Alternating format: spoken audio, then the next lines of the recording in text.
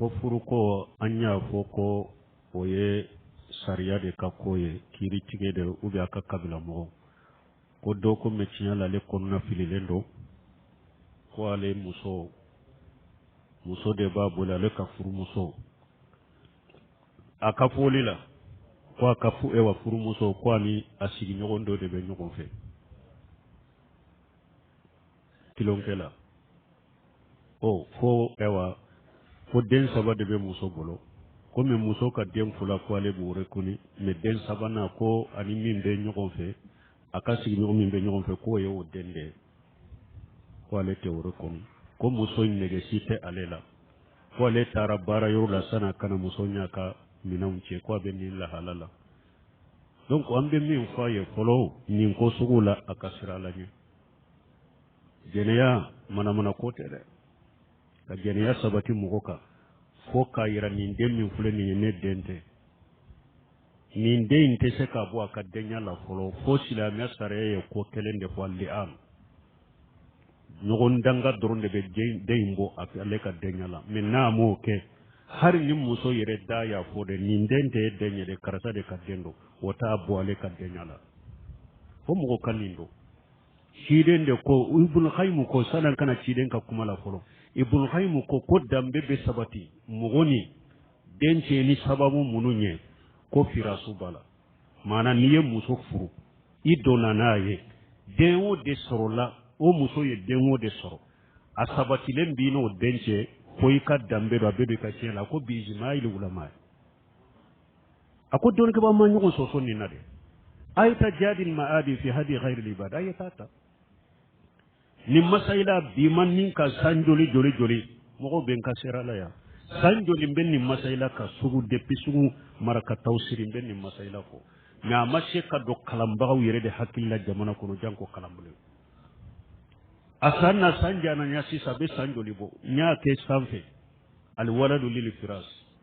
a ye kalanbagaw yɛrɛ de kɔlɔnna fili ja y'a sɔrɔ kalanbaga dɔ b'an bolo majilisi la a ye sunkalo bɛɛ k'a bɛ lamɛn mais nin yɔrɔnin ma don a ka hakili la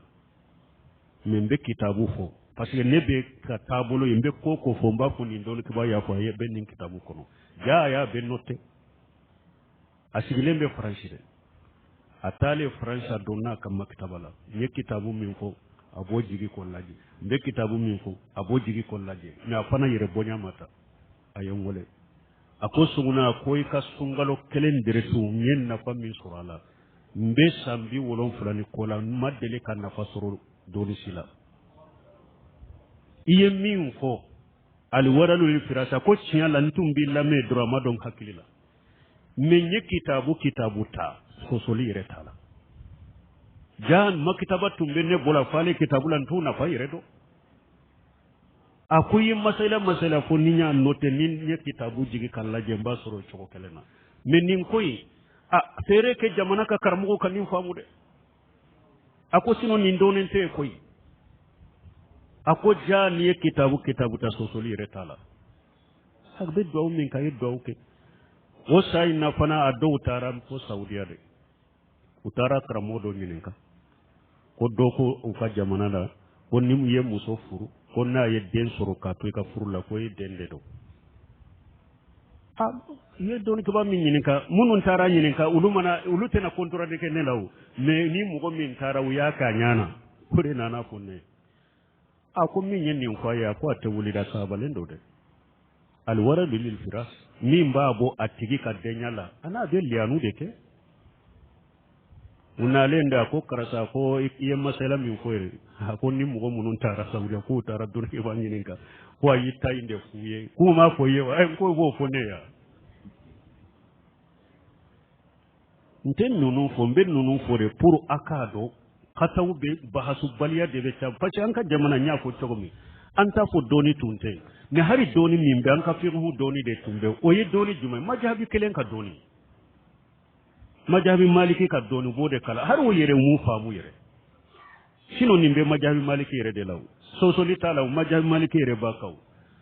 mais ni kiiri tɛ jamana kɔnɔ ni kiiri fana bɛ tigɛ ni sariya ye jamana kɔnɔ i bɛ se ka ninnu dɔn